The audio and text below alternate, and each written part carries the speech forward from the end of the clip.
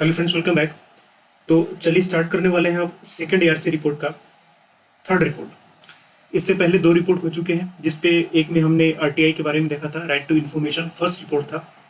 Second में हमने देखा था ह्यूमन कैपिटल के बारे में, यानी कि ह्यूमन रिसोर्स बिल्डिंग के बारे में हमने देखा था। दोनों काफ़ी इंपॉर्टेंट थे। आज again one of the most important topic third report में हम देखने वाले हैं क्राइसिस मैनेजमेंट के बारे में। क्राइसिस मैनेजमेंट, जिसको डिजास्टर मैनेजमेंट रिपोर्ट के नाम से भी जानते हैं।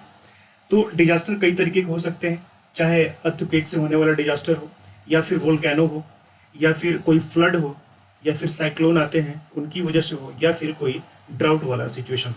ठीक है, ये सभी के सभी आपको क्राइसिस या डिजास्टर के अंडर में आते हैं। टॉपिक की अगर हम बात करें कि डिजास्टर मैनेजमेंट आपको जीएस पेपर थर्ड में मिलेगा, एक्सक्लूसिवली मेंशन। लेकिन अब चूंकि एक ज्योग्राफी का भी पार्ट है, तो इस तरीके से ये जीएस पेपर वन में भी पूछा जा सकता है। भले टॉपिक आपको जीएस 3 में ये दिया हुआ है, क्योंकि देखिए यूपीएससी जब भी क्वेश्चन पूछती है तो वो एक्सक्लूसिव डिमार्केशन नहीं करती है क्वेश्चन का। कभी कभी ऐसे क्वेश्चन होते हैं जो थर्ड पेपर के वन पेपर में आते हैं, या सेकंड पेपर के वन पेपर में आते हैं, या वन पेपर के थर्ड पेपर में आ जाते हैं। ठीक है, तो disaster management exclusive third paper में है, लेकिन चूंकि ज्योग्राफी का भी पार्ट है, इसलिए पेपर वन में भी पूछा जा सकता है।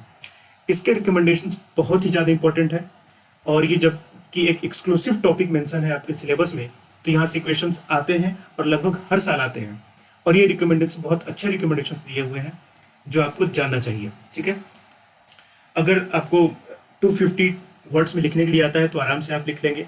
इवन अगर आपके पास ऐसे लिखने के लिए आता है डिजास्टर मैनेजमेंट से कुछ, तो इतने सारे इसमें रिकमेंडेशंस हैं और इतने अच्छे रिकमेंडेशंस हैं जिनको आप आराम से एसी में भी लिख सकते हैं और कंटेंट आपका पूरा हो जाएगा।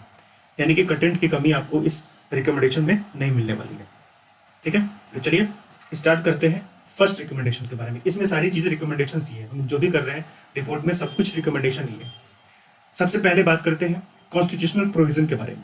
ठीक है, इसमें कहा गया कि कंकरेंट लिस्ट में, यानी कि लिस्ट नंबर 3 में, जिस पर सेंटर और स्टेट दोनों कानून बना सकते हैं, उसमें एक नई एंट्री की जानी चाहिए डिजास्टर मैनेजमेंट से related. Okay, management of disaster, emergency, natural और मैनमेड, यानी कि डिजास्टर मैनेजमेंट को शामिल करना चाहिए। आपको ये पता होगा कि डिजास्टर मैनेजमेंट ये किसी भी लिस्ट में नहीं आता, ना ही फर्स्ट लिस्ट में, ना ही यूनियन लिस्ट में, ना ही स्टेट लिस्ट में, और ना ही कंकरेंट लिस्ट में। तो जब कोई भी टॉपिक तीनों लिस्ट में नहीं आता, तब उसको रेसिड्यूरी पावर के अंडर में रखा जाता है, जिस पर कानून बनाने का अधिकार सेंट्रल गवर्नमेंट का होता है। और डिजास्टर मैनेजमेंट इन तीनों में से किसी भी लिस्ट में नहीं है, इसका मतलब ये सेंट्रल गवर्नमेंट के रेसिड्यूरी पावर के अंडर में आएगा। तो रेसिड्यूरी पावर के अंदर यहाँ पर सेंट्रल गवर्नमेंट कानून बनाती है, स्टेट गवर्नमेंट कानून नहीं बना सकती। ठीक है, तो इसलिए कहा गया कि इसको कंकरेंट लिस्ट में रखना चाहिए, ताकि यहाँ पर स्टेट गवर्नमेंट भी डिजास्टर मैनेजमेंट से रिलेटेड कानून बना पाए। ठीक है, नेक्स्ट देखते हैं डिजास्टर मैनेजमेंट एक्ट 2005 में कुछ अमेंडमेंट्स करने की बात की गई है, और वो अमेंडमेंट्स क्या होने चाहिए, यहाँ पर वो बातें बताई गई है। ठीक है, जैसे कि कहा गया कि डिजास्टर या फिर क्राइसिस मैनेजमेंट सबसे पहले रिस्पॉन्सिबिलिटी होनी चाहिए ये किसकी, स्टेट गवर्नमेंट की, और गवर्नमेंट ऑफ इंडिया यानी कि सेंट्रल गवर्नमेंट मात्र एक सपोर्टिव रोल करेगी, यहाँ पर प्राइमरी रोल नहीं करेगा। लेकिन ये तभी होगा जब आप उसको कंकरेंट लिस्ट में शामिल करेंगे, अदरवाइज ये नहीं हो सकता। ठीक है, तो यहाँ पर प्राइमरी रिस्पॉन्सिबिलिटी स्टेट गवर्नमेंट की होनी चाहिए, और सेंट्रल गवर्नमेंट केवल एक सपोर्टिव रोल की तरह ही काम करेगा। साथ ही साथ यहाँ पर यह भी कहा गया कि जो डिजास्टर है उनका कैटेगराइजेशन होना चाहिए, उनको डिवाइड कीजिए on the basis of intensity, on the basis of intensity in disaster को कैटेगराइज कीजिए। साथ ही साथ जो अथॉरिटीज हैं जो भी इसके लिए रिस्पॉन्सिबल होती है उनको डिटरमाइन कीजिए, यानी कि कौन कौन सी अथॉरिटीज डिजास्टर मैनेजमेंट से रिलेटेड प्रोविजंस के लिए रिस्पॉन्सिबल है। ठीक है, साथ ही साथ इसमें यह भी कहा गया कि जो नेशनल डिजास्टर मैनेजमेंट अथॉरिटी है, ये पॉलिसीज को रिकमेंड कर सके, गाइडलाइंस आपको प्रोवाइड कर सके डिफरेंट डिजास्टर मैनेजमेंट से रिलेटेड, कि आपको किस तरीके से प्लान बनाना चाहिए, आपको एसओपी तैयार कर सके, यानी कि स्टैंडर्ड ऑपरेटिंग प्रोसीजर्स तैयार कर सके, कि प्री डिजास्टर से पहले, यानी कि जो प्रिपेयर्डनेस होता है उसके लिए आपको क्या करना है, डिजास्टर जब आ जाए तो रेस्क्यू किस तरीके से करना है, और डिजास्टर के बाद रिहेबिलिटेशन किस तरीके से करना है, ये सारा का सारा एसओपी उसमें मेंशन होना चाहिए। ठीक है, साथ ही साथ इसमें यह भी कहा गया कि जो फंड्स होते हैं उसके मिस यूटिलाइजेशन को रोकने के लिए स्ट्रिंजेंट पनिशमेंट होने चाहिए। ठीक है, well defined role of local government, यानी कि इसमें पंचायत और जो म्यूनसिपैलिटीज होती हैं उनका भी रोल होना चाहिए, क्योंकि लोकल लेवल पर ये काम करती हैं और इनको ज़्यादा जानकारी होती है उस एरिया के ज्योग्राफी के बारे में, उस एरिया की सोसाइटी के बारे में, उस एरिया की इकोनॉमिक कंडीशंस के बारे में। तो इसलिए ये जो लोकल बॉडीज हैं वो रिहेबिलिटेशन के लिए, रेस्क्यू प्रोसेस में ये बेहतर यहाँ पर काम कर सकती है।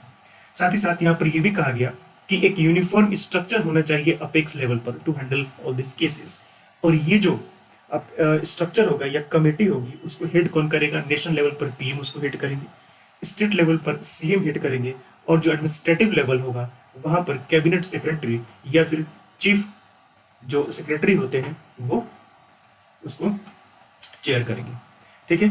साथ ही साथ अब बताया गया कि जो मेट्रोपॉलिटन सिटीज होती हैं वहां में आपको एक क्राइसिस मैनेजमेंट बनाना होगा जिसके चेयरमैन कौन होंगे? मेयर होंगे।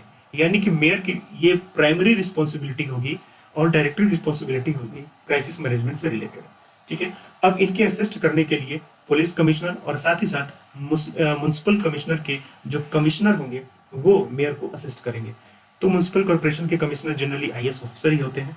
ठीक है। और पुलिस कमिश्नर जो आईपीएस होते हैं ये लोग क्या करेंगे? मेयर को इस रिस्पॉन्सिबिलिटी में मदद करेंगे। ठीक है। Next, creation of legal and institutional framework for managing floods in inter state. ठीक है। इंटर स्टेट की बात की गई है, यानी कि एक से ज्यादा अगर स्टेट्स में ज्वाइनिंग स्टेट्स हैं तो वहां पर अगर फ्लड आता है तो किस तरीके से उसको मैनेज करना चाहिए, इसके लिए एक लीगल और इंस्टीट्यूशनल फ्रेमवर्क होना चाहिए। तो लीगल कहने का मतलब है कि उसके लिए एक लॉ बना होना चाहिए। ठीक है। तो उस लॉ में एक ये सारा का सारा मैकेनिज्म हो कि किस तरीके से हमें डेटा इकट्ठा करना है, रिवर का फ्लो किस तरीके से मैनेज करना है, और किसी भी रिजर्वेयर से कब और कितना पानी हमें डिस्चार्ज करना है, रिलीज करना है, ये सारा का सारा प्रोविजंस उसमें उस लॉ में लिखा होना चाहिए। ठीक है। तब इस तरीके से आप क्या कर सकते हैं, जो इंटर स्टेट फ्लड्स होते हैं उनको आप रोक सकते हैं। अब मान लीजिए कोई स्टेट है जो हाईलैंड पर पड़ता है और वहां से कोई नदी निकलती है और उस स्टेट से होके और बाकी जगहों पर जाती है, तो अगर मान लीजिए कोई डैम बना हुआ है, जैसे कि फॉर एग्जांपल ये हिमाचल प्रदेश हुआ और ये पंजाब हुआ। हिमाचल प्रदेश की हाइट ज़्यादा है पंजाब के कंपैरिजन में। अब यहाँ पर डैम है जिसको भाखड़ा नांगल डैम कहते हैं। अगर पानी यहाँ पर ज़्यादा हो जाए तो अगर इस डैम को खोल दिया जाएगा तो ये पूरा का पूरा पंजाब फ्लड वाले सिचुएशन में आ जाएगा। ठीक है। तो अब क्या होगा कि यहाँ पर इस तरीके के पूरे लॉ में मेंशन होने चाहिए कि कब उस रिजर्वियर से पानी आपको छोड़ना है, कितना छोड़ना है, रिवर का फ्लो कैसे मेंटेन करना है, ये सारा उसमें मेंशन। साथ ही साथ इंपावरिंग रिलीफ कमिश्नर्स और डिजास्टर, इसमें यह कहा गया कि जो मैनेजमेंट डिपार्टमेंट्स हैं to effectively discharge disaster related responsibilities. यानी कि मैनेजमेंट डिपार्टमेंट्स का मतलब जो भी अथॉरिटी जिनको ये रिस्पॉन्सिबिलिटी दी गई है कि आपको डिजास्टर से रिलेटेड ये सारे काम या सारे प्रोविजंस को इम्प्लीमेंट करना है। ठीक है। तो उनको ये इफेक्टिवली अपने रिस्पॉन्सिबिलिटी को डिस्चार्ज कर पाए, इसलिए उनको एम्पावर करना होगा, उनको कुछ पावर देना होगा, कुछ ऑटोनॉमी देनी होगी। Next, strengthening of national institute of disaster management. यहाँ पर कहा गया कि एक national institute of disaster management बनाया जाएगा जो कि एक ऑटोनोमस बॉडी की तरह काम करेगी, जिसका मेन काम रिसर्च स्टडीज और बाकी के वर्ल्ड में जो भी बेस्ट प्रैक्टिसेस हो रही है कि किस तरीके से वहाँ पर डिजास्टर मैनेजमेंट किया जा रहा है, अगर उन चीज़ों को इंडिया में भी इम्प्लीमेंट किया जा सकता है तो उसको स्टडी करने का काम और रिकमेंड करने का काम ये national institute of disaster management करेगा। नेक्स्ट कहा गया रिस्क रिडक्शन के बारे में। ठीक है। तो रिस्क रिडक्शन के लिए हम क्या कर सकते हैं, यहाँ पर यह कहा गया कि डिजास्टर मैनेजमेंट को प्रोफेशनलाइज कीजिए, यानी कि प्रोफेशन बनाइए। तो उसको प्रोफेशन आप कब बनाएंगे, जब आप उसको एजुकेशन सिस्टम में करिकुलम के तौर पे आप रखेंगे। तो स्कूल में या फिर कॉलेजेस में या फिर मैनेजमेंट में एक सब्जेक्ट के रूप में आप उसको रखिए, पब्लिक एडमिनिस्ट्रेशन में भी एक सब्जेक्ट के रूप में आप उसको रखिए। तो इस तरीके से क्या होगा कि लोग प्रोफेशनली उसमें जुड़ेंगे, स्किल्स लेके जुड़ेंगे, तो आपके पास जो स्किल्ड मैन पावर होगा डिजास्टर मैनेजमेंट से रिलेटेड वो और बेहतर हो पाएगा। ठीक है। साथ ही साथ risk management at all disaster mitigation plan, जितने भी मिटिगेशन प्लान है, मिटिगेशन का मतलब कि किस तरीके से हम डिजास्टर को रोक सकते हैं। तो जनरली हम रोक तो नहीं सकते, अर्थक्वेक को हम नहीं रोक सकते, लेकिन कहने का मतलब है कि कितना मिनिमम उसके वजह से लॉस हो सकता है हम उसको मिनिमाइज जरूर कर सकते हैं। तो ये जो मिटिगेशन प्लान होते हैं उन सब में रिस्क मैनेजमेंट को भी रखना होगा ताकि उस डिजास्टर की वजह से जो होने वाले रिस्क हैं उनको कम से कम किया जा सके। हजार्ड एंड वनरेबल एनालिसिस, जैसे हमने कहा कि जो हजार्ड प्रोन एरिया होते हैं उनको डिमार्केट करना। अब इंडिया भी क्या है कि हजार्ड प्रोन एरिया के अकॉर्डिंग इसको क्लासिफाई किया गया अलग अलग जोन में। उसी तरीके से वनरेबल एनालिसिस होता है।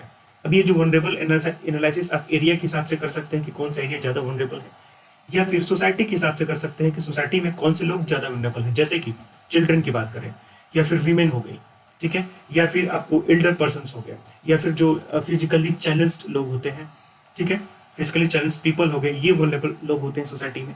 तो इनका भी एनालिसिस करना, इनको आइडेंटिफाई करना कि अगर डिजास्टर होता है तो कैसे इन पर ज़्यादा फोकस किया जा सकता है, ठीक है। देखिए, कभी भी आंसर लिखने के लिए आता है रिस्क रिडक्शन से रिलेटेड या डिजास्टर मैनेजमेंट से रिलेटेड, कभी भी मत ये लिखना कि completely reducing the risk reduction या फिर कंप्लीटली रिड्यूसिंग डिजास्टर।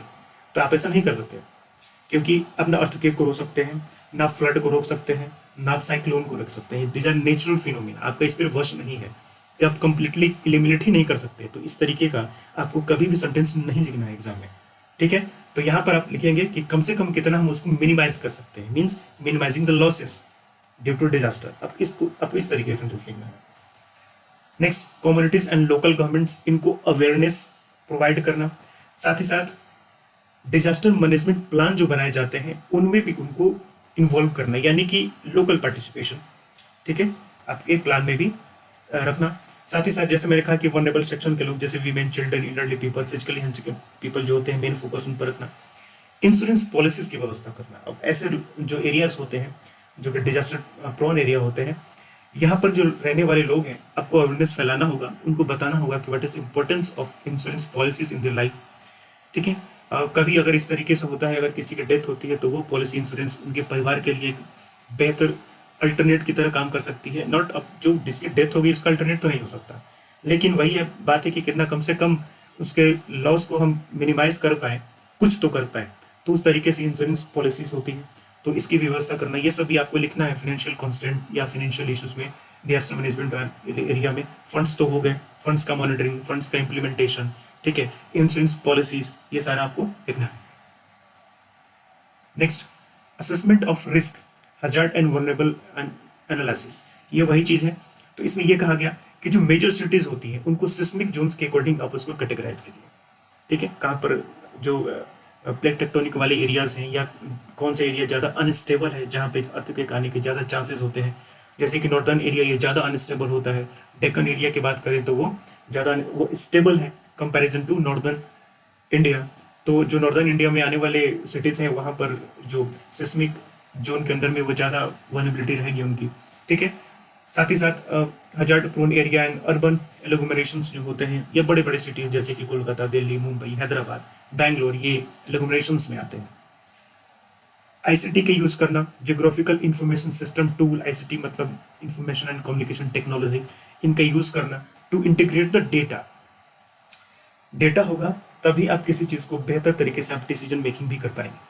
तो किस तरीके का डेटा आपके पास होना चाहिए, एक स्पेशल डेटा हो और एक नॉन स्पेशल डेटा हो। स्पेशल डेटा का मतलब वहाँ के ज्योग्राफी पैटर्न्स के बारे में, लाइक टोपोलॉजी, हाइड्रोलॉजी कैसी है, ठीक है, लैंड यूज़ वहाँ के किस तरीके से किए जाते हैं, लैंड कवर कैसा है, डेजर्ट है या फिर बैरन एरिया है, हिली एरिया है या फिर फॉरेस्ट वाला एरिया है। सेटलमेंट पैटर्न आपको देखना होगा, किस तरीके से पॉपुलेशन का सेटलमेंट हुआ है। बिल्ट स्ट्रक्चर देखना होगा, किस तरीके से कंस्ट्रक्शन वर्क वहाँ पर किए गए हैं। नॉन स्पेशल डेटा की अगर बात करें तो जैसे कि डेमोग्राफी होता है, मेल फीमेल, उसमें भी मेल फीमेल के अलावे चाइल्ड जो होते हैं उनका कितना पॉपुलेशन है, यंग कितना है, फिर जो एल्डरली पीपल पॉपुलेशन होती है उनका क्या परसेंटेज है, ये सारा आपको रखना। Socio economic conditions of that area, infrastructure, इन सभी डेटाज को क्या करेंगे कि आप एक कॉमन प्लेटफॉर्म पर लाएंगे और ताकि लोग भी इसको एक्सेस कर पाए और उसको समझ पाए, और ये रेगुलेटरी अथॉरिटीज के लिए भी बेहतर होता है डिसीजन मेकिंग के लिए। Next, scientific, technological and research organisations को एक साथ लाना होगा, किसके द्वारा, by NDMA, national disaster management authority का ये काम होगा कि इन सभी ऑर्गेनाइजेशंस को वो एक प्लेटफॉर्म पर लाएं ताकि वो बेहतर प्लान यहाँ पर बनाया जा सके। Next, vulnerability analysis should be carried out in hazard prone area. तो जैसा हमने कहा वीमेन, चिल्ड्रन की बात की, तो इनको प्रायोरिटी आपको देना होगा, जो वल्नरेबल लोग होते हैं, रेस्क्यू में भी, रिहेबिलिटेशन में भी, ठीक है। Next, genetic awareness about risk, normal सा बात है कि आपको अवेयरनेस फैलाना होगा। Preparation of disaster management plans, अभी जो प्लान होगा बनाएंगे ये आप सभी स्टेक होल्डर को एक साथ लेकर बनाएंगे। स्टेक होल्डर में बहुत सारे लोग हो सकते हैं, जैसे कि गवर्नमेंट ऑफिशियल्स हो सकते हैं, डिफरेंट एक्सपर्ट हो सकते हैं, इंस्टीट्यूशंस हो सकते हैं, वहाँ के लोकल लोग हो सकते हैं, यानी कि जो सिविल सोसाइटी होती है उनका भी कंट्रीब्यूशन बहुत जरूरी है इस तरीके के प्लान को बनाने में। ठीक है, अब इस तरीके के जो प्लान होंगे उसमें दो कंपोनेंट होने चाहिए। एक तो आपको लॉन्ग टर्म मिटिगेशन प्लान होना चाहिए और एक होना चाहिए इमरजेंसी रिस्पॉन्स प्लान। ठीक है, यानी कि जब डिजास्टर आया या आने वाला है तो तुरंत उस समय हमें किस तरीके से एक्ट करना है, this is emergency response plan. और एक लॉन्ग टर्म मिटिगेशन प्लान हुआ कि लॉन्ग टर्म हमें इस तरीके का इंफ्रास्ट्रक्चर डेवलप करना है। अब देखिए, इंफ्रास्ट्रक्चर डेवलप करने में टाइम लगता है, चाहे आपको वार्निंग सिस्टम लगाना हो, चाहे आपको अवेयरनेस फैलाना हो, लोगों को ट्रेनिंग करने की बात हो, ठीक है, या फिर मेडिकल फैसिलिटी, मेडिकल इंफ्रास्ट्रक्चर की बात हो, तो ये एक लॉन्ग टर्म प्रोसीजर होता है, तो आपको लॉन्ग टर्म मिटिगेशन प्लान में आएगा। तो ये दो चीज़ें जरूर आपके मैनेजमेंट प्लान में होनी चाहिए। नेक्स्ट बात कहा गया कि जो भी डेवलपमेंट प्लान्स होते हैं उनमें डिजास्टर मैनेजमेंट भी एक हिस्सा होना चाहिए। कोई भी डेवलपमेंट प्लान, जैसे कि मान लीजिए कि एक कोई प्रोजेक्ट चल रहा है, ब्रिज बनाने का प्रोजेक्ट है, ठीक है, यानी कि पुल बनाने का प्रोजेक्ट है। अब वहां पर उस प्रोजेक्ट में भी डिजास्टर मैनेजमेंट को आपको रखना पड़ेगा कि अगर कभी डिजास्टर वाली सिचुएशन आती है तो किस तरीके से इस ब्रिज को कंजर्व किया जा सकता है। अब तो इस चीज को ध्यान में रखते हुए हमें किस तरीके के मटेरियल्स की यूज करना है ब्रिज में, किस तरीके की टेक्नोलॉजी का यूज करना है, और ये ब्रिज कहाँ में बिल्ड करना है कि बहुत ज्यादा उस डिजास्टर से इफेक्ट ना पड़े। तो इस वजह से हम क्या, इस तरीके से हम क्या करेंगे कि अपना प्रोजेक्ट भी सही तरीके से हम इम्प्लीमेंट कर पाएंगे और डिसीजन ले पाएंगे। इसलिए हर डेवलपमेंट प्लान में डिसीजन मैनेजमेंट को भी या डिजास्टर मैनेजमेंट को भी हमें शामिल करना होगा। Next, construction of disaster resistant structures, यानी कि मेनली कंस्ट्रक्शन वर्क की बात कर रहा है। तो इसमें कहा कि स्ट्रक्चरल प्रिवेंशन मेजर्स कि किस तरीके से कंस्ट्रक्शन वगैरह करना चाहिए। ठीक है, स्ट्रक्चर आपका क्या होना चाहिए, इंफ्रास्ट्रक्चर किस तरीके से बिल्ड होना चाहिए, उसके लिए कुछ गाइडलाइंस। साथ ही साथ अप्रोप्रिएट जोनिंग रेगुलेशंस, आपने जो हजार्ड प्रोन एरिया की जोनिंग की हुई है, कैटेगराइज किया हुआ है उसको वल्नरेबिलिटी के बेसिस पे, तो आपने जो गाइडलाइंस जारी किया उसका किस तरीके से रेगुलेशन होना चाहिए, ये सारी चीजें इसमें बताई गई। इसके अलावा डिजास्टर रेसिस्टेंट कंस्ट्रक्शन, जो वहाँ पे कंस्ट्रक्शन का काम हो रहा है, जैसे मैंने पहले भी कहा कि किस तरीके की मटेरियल है, किस तरीके की टेक्नोलॉजी वहाँ पर यूज हो, कौन से एरिया में उसको बनाया जाना चाहिए, ये सारा आपको गाइडलाइंस में प्रोवाइड करना होगा। लोगों में अवेयरनेस फैलाना होगा अबाउट कंसर्न्स एंड सॉल्यूशंस, यानी कि अगर डिजास्टर मैनेजमेंट होता क्या है या फिर रिस्क क्या होता है, अगर ये आए कभी तो किस तरीके से आप बच सकते हैं, आपको कौन कौन से गाइडलाइंस को, एसओपी को फॉलो करने हैं, ये सारी चीज़ें आप फैला सकते हैं। ठीक है, इसके अलावा BIS यानी कि ब्यूरो ऑफ इंडियन स्टैंडर्ड्स के द्वारा कुछ गाइडलाइंस बताए गए हैं जो कि कंस्ट्रक्शन वर्क में यूज होना चाहिए, तो उन गाइडलाइंस को आप पब्लिक डोमेन में फ्री ऑफ कॉस्ट रखेंगे ताकि लोग इसको एक्सेस कर पाए। इसके अलावा implementation of laws and regulations regarding disaster management. अब डिजास्टर मैनेजमेंट से रिलेटेड आपने लॉज बना दिए, अब कैसे आपको इम्प्लीमेंट करना है, रेगुलेट करवाना है, ये अब काम आएगा। तो यहाँ पर effective enforcement of law on encroachment, public health and safety, industrial safety, fire hazards, safety eight public places. अब जैसे हर किसी भी कंपनी या फिर ऑर्गेनाइजेशन में जाइएगा तो फायर हजार्ड से बचने के लिए वहाँ पे सिलेंडर्स रखे होते हैं, वहाँ पर आपको कुछ इमरजेंसी डोर्स या विंडोज भी मिल जाएंगे, ट्रेन में आपकी इमरजेंसी विंडोज मिल जाएंगी। तो ये क्या है, ये वही चीज़ है कि किस तरीके से आप डिजास्टर मैनेजमेंट को इम्प्लीमेंट करते हैं, रेगुलेट किस तरीके से करते हैं, उसके लिए कुछ अलग अलग ये मैकेनिज्म प्रोवाइड की जाती है। ठीक है, साथ ही साथ यहाँ पर ऑडिट थर्ड पार्टी से करना होगा, अगर कोई वेल्यूशन होता है इन रूल्स का या रेगुलेशंस का तो थर्ड पार्टी से आपको ऑडिट कराना होगा। ठीक है, इसके अलावा पीरियोडिक इंस्पेक्शन भी होना चाहिए समय समय पर। ठीक है, and including the stake holders assisted by expert. अब उस ऑडिट में एक्सपर्ट भी हो, साथ ही साथ जो बाकी के स्टेक होल्डर होते हैं वो भी होने चाहिए, गवर्नमेंट अथॉरिटी के लोग या सोशल सोसाइटी के लोग होने चाहिए। ठीक है, public education on the consequence of violation, इसका मतलब हुआ कॉन्सिक्वेंस ऑफ वियोलेशन, यानी कि अगर आप उस रूल्स को तोड़ते हैं तो फिर आपके साथ क्या किया जाना चाहिए, यानी कि मेनली ये पनिशमेंट की बात कर। ठीक है, तो पनिशमेंट की भी व्यवस्था होना चाहिए, अदरवाइज लोग इसको फॉलो नहीं करेंगे। ठीक है, तो ये सारी चीजें। इसके अलावा डिजास्टर के टाइम पर किस तरीके से इसेंशियल सर्विसेज के डिलीवरी को मेंटेन किया जाए, इसकी भी व्यवस्था होनी चाहिए। तो जैसे कोविड के समय पे डिजास्टर मैनेजमेंट जो प्लान था, इसमें इस चीज़ को शामिल भी किया गया कि जो इसेंशियल सर्विसेज है उसकी डिलीवरी ना रुके, तो इसका भी आपको ध्यान रखना पड़ेगा। Next, early warning system. Early warning system आपको लगाना होगा और ये रिस्पॉन्सिबिलिटी होगी गवर्नमेंट मशीनरीज और लोकल बॉडीज की कि वो वहाँ के लोगों तक इस इंफॉर्मेशन को पहुँचाएं किसी भी मीन्स के थ्रू, या तो रेडियो के थ्रू, टेलीविजन के थ्रू, या फिर मैसेज के थ्रू, सोशल मीडिया के थ्रू। ठीक है, any how they can communicate with people at the time of disaster. community leaders, NGOs, and others people to be trained and prepared for disaster management. Early warning system should be evaluated after each disaster. ठीक है, हर एक disaster के बाद आपको evaluate करना होगा आपको अपनी अर्ली वार्निंग सिस्टम का. क्यों? क्योंकि अगर कोई खामियां रह जाती है, कोई शॉर्टकमिंग्स रह जाती हैं, तो बाद में आप उसको इम्प्रूव कर पाए. तो इस वजह से आपको इनका इवोल्यूशन करना भी जरूरी है. नेक्स्ट, बिल्डिंग कम्युनिटी रेजिलियंस, यानी कि अगेन अवेयरनेस आपको फैलाना है. लोकेशन स्पेसिफिक ट्रेनिंग भी देनी है, जो कि मेनली आपको वहाँ के लोकल बॉडीज, पंचायत या म्यूनसिपैलिटीज के द्वारा दी जाएंगी. साथ ही साथ क्राइसिस मैनेजमेंट अवेयरनेस भी आपको एजुकेशन सिस्टम में रखना होगी. ये वही चीजें हैं जो हमने पहले डिस्कस की, लेकिन एक अलग टॉपिक के अंडर में है ये.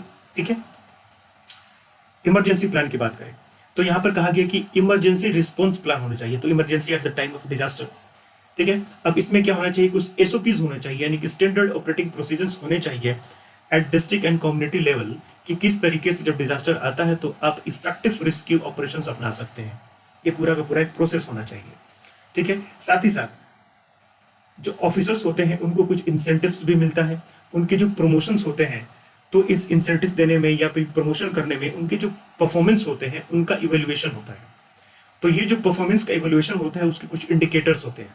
तो इसमें यह भी कहा गया कि handling of crisis should be also parameter of evaluating the performance of officers. यानी कि ये जो इंडिकेटर्स हैं, इसमें आपको क्राइसिस हैंडलिंग को भी शामिल करना होगा कि इन्होंने अपने समय पर किस तरीके से क्राइसिस को हैंडल किया था. तो उनके परफॉर्मेंस पर उनको बाकी के जो जैसे प्रमोशन वगैरह या इंसेंटिव दिए जाते हैं उनका डिसीजन लिया था. ये बातें की. इसके अलावा police, home guard, fire services के क्या रोल हो सकते हैं. यहाँ पर कहा गया कि trained in handling crisis and disasters, इन सभी को इस पर्टिकुलर एरिया में आपको ट्रेनिंग देनी होगी. साथ ही साथ होम गार्ड का एक ऐसा सेक्शन होगा जिसको पैरा मेडिकल ट्रेनिंग भी देनी होगी, क्योंकि ये लोकल लेवल पे काम करते हैं. तो अगर कोई डिजास्टर आता है तो ये तुरंत और वेरी फास्ट एंड इफेक्टिवली ये एक्शन ले सकते हैं. तो इस वजह से इनको पैरामेडिकल ट्रेनिंग भी दी जानी चाहिए ताकि वो इनिशियली सिचुएशन को हैंडल कर पाए. Next, coordinating relief. Basic amenities की बात है, जैसे कि drinking water, sanitised living conditions provide किया जाना चाहिए. ठीक है, जो भी प्रोक्योरमेंट और डिस्ट्रीब्यूशन हो रहा है रिलीफ मटेरियल्स का, रिलीफ मटेरियल्स लाइक फूड हो गया, वाटर हो गया, आपको मेडिसिन हो गई, वो भी ट्रांसपेरेंट मैनर में होना चाहिए. ठीक है, monitoring and vigilance committee for grievances, जो भी कंप्लेन या शिकायतें होती हैं उनको दूर करने के लिए मॉनिटरिंग और विजिलेंस कमेटी होनी चाहिए.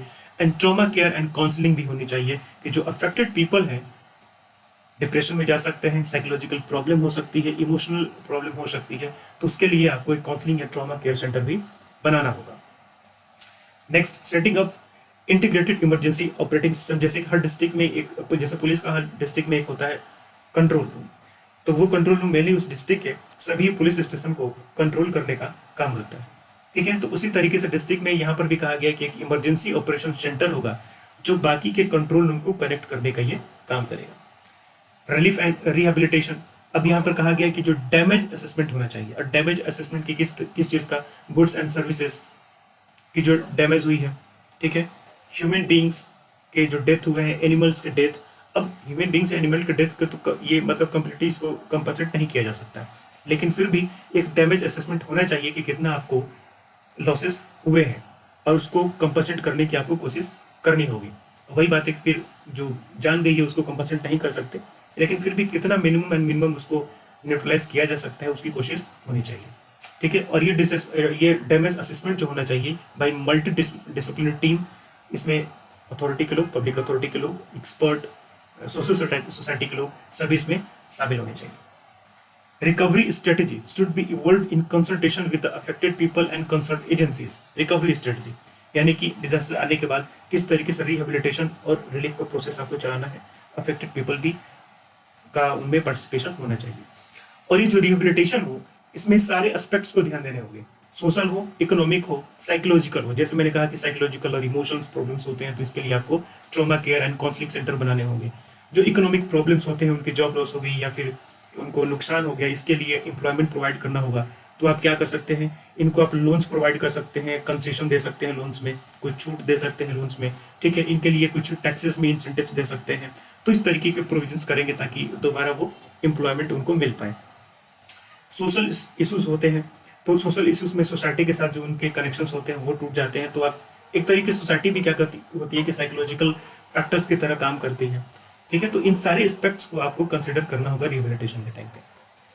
मिनिमम स्टैंडर्ड्स ऑफ रिलीफ आपको रखना होगा, like food, health care, water, sanitation, shelters बनाए जाते हैं, रियाब कैंप्स बनाए जाते हैं। तो मिनिमम इनकी एड्योरेंस हो पाए, यानी कि मिनिमम इतना आपको मिलना ही चाहिए वहां पर। तो एक मिनिमम स्टैंडर्ड्स भी होना चाहिए रिलीफ का, कितना कम से कम वहां पर अवेलेबिलिटी हो। उसके अलावा जो वनरेबल सेक्शंस होते हैं, चिल्ड्रन, वीमेन, एल्डरली या फिजिकली चैलेंज लोग, इन पर मेन फोकस होना चाहिए। Concurrent monitoring and quick financial audit होना चाहिए ताकि फंड के मिसयूज को रोका जा सके, यानी कि सेम टाइम एक ही समय पर मॉनिटरिंग भी हो और एक ही समय पर यहाँ पर फाइनेंस की ऑडिटिंग भी होनी चाहिए। Implementation rehabilitation of efforts bye village panchayat और लोकल बॉडीज, रिकवरी प्लान्स होने चाहिए, लैंड यूज प्लान्स होने चाहिए। तो लैंड यूज प्लान्स का मतलब क्या होगा कि कैसा टेरेन है, वहाँ पर किस तरीके का कंस्ट्रक्शन वर्क होना चाहिए, कहाँ पर कंस्ट्रक्शन वर्क नहीं होना चाहिए, या फिर कहाँ पर किस तरीके की इंडस्ट्री को लगाया जा सकता है। तो ये पूरा लैंड यूज प्लान्स भी आपको तैयार करना होगा। साथ ही साथ फिर डिस्ट्रिक्ट और लोकल लेवल पर आपको ग्रीवेंसेस के रेशल के भी कंप्लेन को दूर करने के भी प्रोविजंस आपको बनाने होंगे। नेक्स्ट बात करते हैं ड्रॉट से रिलेटेड क्या प्रॉब्लम्स हैं और उनके लिए क्या रिकमेंडेशंस यहाँ पर दिए गए। तो यहाँ पर कहा गया कि एक national institute of drought management की व्यवस्था की जाएगी, एक बनाया जाएगा जिसका काम होगा research on various aspects of drought, acting as a resource centre on droughts and carrying impact valuation studies of the drought management effort. यानी कि जो भी प्लान्स ड्रॉट मैनेजमेंट आए हुए हैं उनका कितना इम्पैक्ट हो पाया है, उनको कहीं सही तरीके से इम्प्लीमेंट हुआ है या नहीं, अगर इम्प्लीमेंट हुआ है तो कितना फायदा हुआ है, इम्पैक्ट एनालिसिस ये करने के काम करेंगे।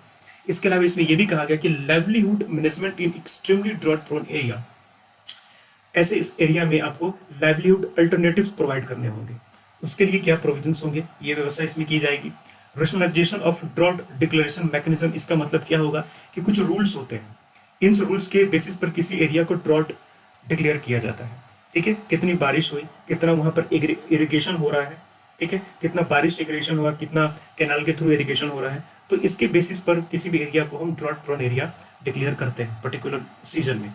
तो ये जो मैकेनिज्म होना चाहिए इसको भी रेशनलाइज करने की जरूरत है।